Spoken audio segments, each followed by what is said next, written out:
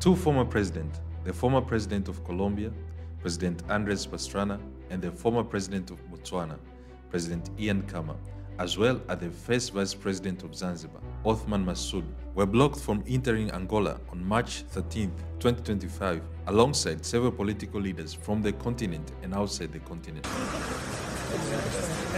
So yes, today came as a big shock for me.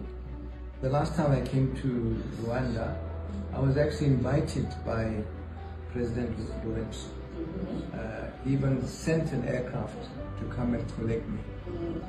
So I knew I was coming to friends, to be welcomed by the MPLA government. So what happened to me today was really something I never expected.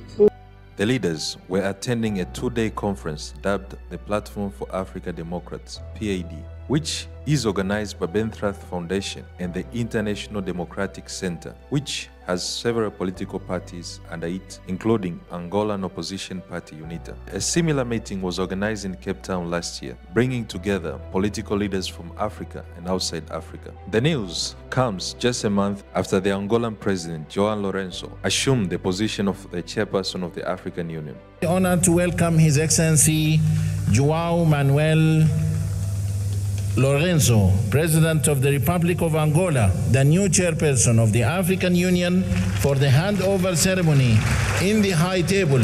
You are welcome, Your Excellency.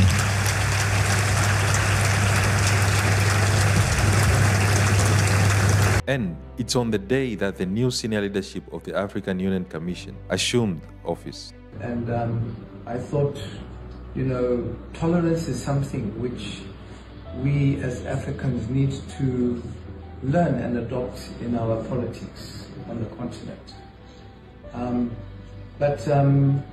Yes, I know they are trying to arrange for us to travel to Benguela tomorrow. But I've decided I'm going back home. Sharing on his X page, the former president of Colombia, Andres Pastrana, said, "At this hour, I'm being held at Luanda airport by the Angola government, which is blocking the entry of a group of African politicians invited by the Benthrath Foundation and the International Democratic Center, a global organization that I chair." Tanzania's political party, ACT Wazalendo, the passport of their two leaders, the chairperson of the party, Othman Masoud, and the leader of the party, were confiscated and the leaders were detained. The chairperson of ACT Wazalendo, Othman Masoud, is also the first vice president of Zanzibar, a semi-autonomous party of the United Republic of Tanzania. In a statement on March 13th, ACT Wazalendo explained, a delegation of ACT Wazalendo leaders, led by the party leader, Doris Semu, and the party chairman, Comrade Othman Masoud Osman, who is also the first vice president of Zanzibar, has been denied entry into Angola by the Angolan government authorities. The leaders are currently being held at Luanda airport and their passports have been confiscated. The Angolan government, without providing any explanation, has issued an order for them to be returned to Tanzania via Ethiopia and Johannesburg. I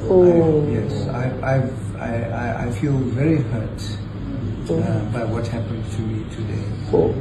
And I just felt that while I'm at the conference, if I attended it, I just wouldn't feel comfortable, because it's like when you come to your family and then they kick you out of their house.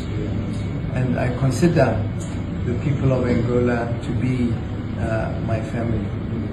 In a statement, another political leader of a party based in Tanzania, Chadema, Tundu Lissu, explained the situation. Angolan migration authorities are holding up and denying entry into Angola for me and a delegation of more than 20 senior leaders and representatives of political parties from across Southern Africa, who arrived in Luanda earlier today for a planned two-day meeting. Like Angola, Tanzania is a SADC member state, and as such, we Tanzanians don't need a visa to enter Angola. This shabby treatment of the nationals of brotherly African nation by the Angolan migration authorities is totally unacceptable and should be condemned in the strongest possible term. The senator of the Nairobi County, Edwin Sifuna, who is also the Secretary General of the Kenyan party ODM, was also refused entry into Angola. In his X page, Sifuna explained the situation. Safely back in Addis after being kicked out of Angola. I thank the Kenyan mission in Luanda, led by Ambassador Joyce Maitis. You guys are great. However, over 20 leaders from various countries are still detained. The Angolan authorities must immediately let them out. Such a shame that visitors can be treated like this in an African country where Angola chair the African Union. No explanation, because we tried to say,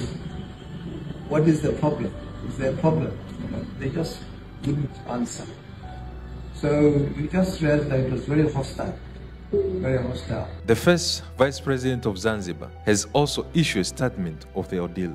After being detained for 8 exhaustive hours by the authorities in Angola at the Quaro de Ferreiro Luanda International Airport, I, together with other dignitaries, who included the former presidents of Botswana and Colombia, former Prime Minister of Lesotho, and other national leaders of political parties from across Africa and beyond, were finally released late night yesterday. This horrendous move by the Angolan authorities was completely uncalled for and has strained the spirit of African unity at a time when the president of Angola is chairing the African Union. It must be condemned in the strongest and unequivocal terms. Taking into consideration what happened yesterday, I have decided that I will not attend the Platform for African Democrat conference that I was invited to, and instead I'll be going back to Tanzania.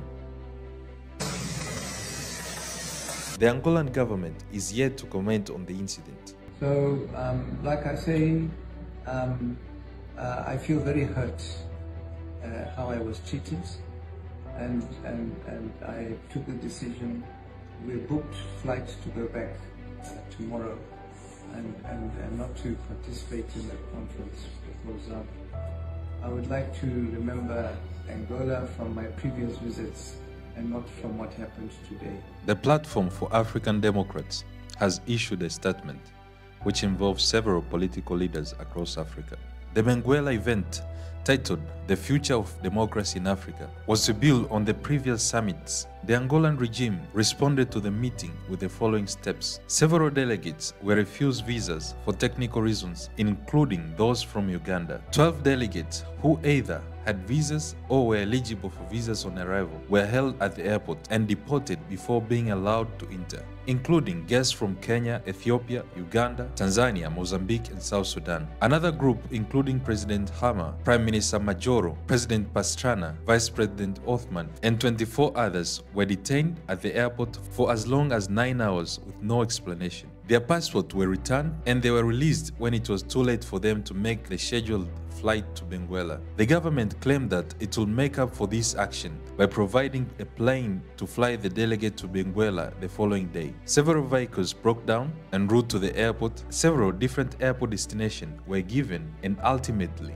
no plane was made available.